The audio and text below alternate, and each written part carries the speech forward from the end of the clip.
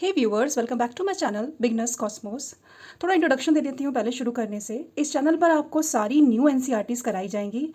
फिलहाल अभी हमारा टॉपिक चल रहा है इसमें ईवीएस क्लास थर्ड का हमारा अद्भुत संसार। ये न्यू एनसीईआरटी की बुक है, हमारा अद्भुत संसार। ठीक है, इससे पिछली वाली वीडियो में हमने क्लास थर्ड की EVS chapter number 1 chapter number 2 cover किया था।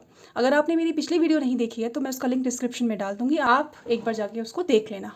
ठीक है, तो चलिए हम आज का अपना टॉपिक शुरू करते हैं। तो यूनिट 1 का चैप्टर नंबर 3 क्या है? ये त्योहार मनाएं एक साथ। ठीक है, इसमें जो करेक्टर लिया है इसमें ऋषि करेक्टर, ये क्लास थर्ड या फोर्थ के बच्चों के एज ग्रुप का होगा। ठीक है, ये जम्मू कश्मीर में ये एक इमेजिनरी करेक्टर है, जैसा मैंने आपको पहले वाली वीडियोस में भी बताया हुआ है। ये जम्मू में रहता है ये और अपने माता पिता के साथ हिमालय देखने जाता है। हिमालय में ऋषि की ममेरी बहनें चिया और नूनिका रहती है। देखो, ये वैसे तो इतना इंपॉर्टेंट नहीं है, पर जैसा कि मैंने आपसे पहले भी बोला था कि मैं कुछ छोड़ूंगी नहीं, तो उसमें एक एक पॉइंट जो भी मुझे लगेगा कि हाँ बताना चाहिए, मैं सारी चीज़ें आपसे शेयर करूँगी। ठीक है, या मैं आपको बताऊंगी। जम्मू में बसंत के त्यौहार में सभी बच्चे मिलकर आस पड़ोस के घर जाकर उनके द्वार पर सरसों और बुरांश के फूल सजाते हैं। बदले में बड़े बच्चों को आशीर्वाद, टॉफ़ियाँ और मिठाई देते हैं। ठीक है, जम्मू में क्या होता है, तो बच्चे जगह दूसरों के घर जाते हैं और घर के द्वार का मतलब होता है गेट, मेन डोर पर जाकर वहाँ पे सरसों का फूल और बुरांश का फूल दोनों उनके द्वार के दोनों साइड में सजाते हैं, उनका मेन गेट सजाते हैं। बदले में बच्चे जो बड़े होते हैं वो उनको आशीर्वाद देते हैं, टॉफ़ियाँ देते हैं और मिठाई देते हैं। ठीक है, बुरांश का एक फूल है जो पहाड़ों पर उगता है। ठीक है, बसंत ऋतु में ही उगता है ये और इसका रंग लाल होता है। ध्यान रखना इसे। बुरांश क्या है, तो एक फूल है जो पहाड़ों पर उगता है, रंग इसका लाल होता है। ट्यूलिप एक किस्म का फूल है जो पहाड़ों पर मिलता है और पहाड़ों पर ट्यूलिप नाम से एक त्यौहार भी मनाया जाता है, ये भी याद रखना। हाक क्या होता है, तो देखो कश्मीरी व्यंजन यानी कि डिश। ये एक प्रकार की पत्तेदार सब्जियां है जो ग्रेवी वाली बनती है। ठीक है, बसंत, ये पूरा चैप्टर ही आपका बसंत के बारे में है। बसंत में क्या क्या त्यौहार मनाए जाते हैं और उस त्यौहार की क्या इंपॉर्टेंस होती है। इन शॉर्ट ये बच्चों को बताना चाहते हैं कि नेचर का हमारे लाइफ पे क्या इफेक्ट पड़ता है, हमारी लाइफ को या हम जो भी फेस्टिवल मनाते हैं उसके पीछे की वजह क्या होती है। दिस काइंड ऑफ थिंग्स इसमें बताई गई है। तो जो बसंत है, बसंत ऋतु, तो ये क्या है, ये प्रकृति का उत्सव है। जब ये आता है ना बसंत ऋतु का टाइम, तो पूरे देश में अलग अलग राज्य में अलग अलग नाम से ये त्यौहार मनाया जाता है। ठीक है, ये ठंड के बाद आता है, याद रखना। चारों तरफ फूल खिल जाते हैं और पेड़ों पर नए पत्ते आ जाते हैं। बसंत ऋतु के ऊपर एक गीत है इस बुक में जो बहुत ही इजी लैंग्वेज में है। मैं एक बार, आप स्क्रीन पे देख लेना, आपको शो हो रहा होगा। ये इजी लैंग्वेज है, मुझे लगा नहीं कि मुझे इसे डिफाइन करना चाहिए या इसे एलिब्रेट करना चाहिए, तो आप एक बार इसको देख लेना। आप इसमें एलिब्रेट करने वाली कोई चीज़ मुझे लगी नहीं, पढ़ लेना आप एक बार इसको फिर भी। ठीक है, हिमालय क्या है, तो भाई हिमालय जिसका अर्थ होता है बर्फ़ का घर। हिमालय शब्द का मतलब होता है, हिमालय को अगर तोड़ दो तो हिम प्लस आलय, हिम का मतलब होता है बर्फ़ और आलय का मतलब होता है घर, तो बर्फ़ का घर। ये विश्व का सबसे विशाल पर्वतमाला है जो भारत के उत्तरी क्षेत्र में स्थित है। उत्तरी यानी कि नॉर्थ साइड, ऊपर। माउंट एवरेस्ट ये विश्व की सबसे ऊंची चोटी है, ये हिमालय में स्थित है। ठीक है, ये हमारे पड़ोसी देश नेपाल में है। याद रखना कि जो माउंट एवरेस्ट चोटी है ये इंडिया की तरफ नहीं पड़ता, ये पड़ता है नेपाल की तरफ। माउंट एवरेस्ट पर जाने के लिए हर देश को नेपाल से परमिशन लेनी ही पड़ती है। यह चोटी 8,848 मीटर ऊंची है, लंबी है। तो आप समझ सकते हो, अंदाज़ा लगा सकते हो कि कितनी लंबी है। ये कहाँ पे है, ये हिमालय पर्वतमाला पे है। ये किस देश में पड़ता है, तो ये नेपाल में पड़ता है, ये आपको याद रखना है। ठीक है, सरहुल एक फेस्टिवल है। क्या है ये? फेस्टिवल है। ये वसंत ऋतु का त्यौहार है, झारखंड में मनाया जाता है। लोग पारंपरिक पोशाक पहनते हैं, पोशाक यानी कि कपड़े, झारखंड का जो अपना पारंपरिक कपड़े हैं वो इसमें पहने जाते हैं।